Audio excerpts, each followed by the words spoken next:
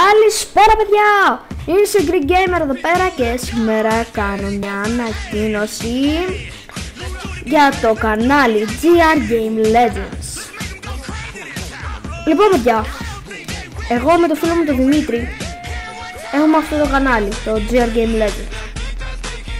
Αυτό το κανάλι είναι έτοιμο, εμείς έχουμε προετοιμαστεί ήδη για το τι θα κάνουμε στο κανάλι. Και επίσης τραβήξαμε και βίντεο. Ναι, τραβήξαμε βίντεο Minecraft. Θα το ανεβάσουμε, αλλά όχι ακόμα.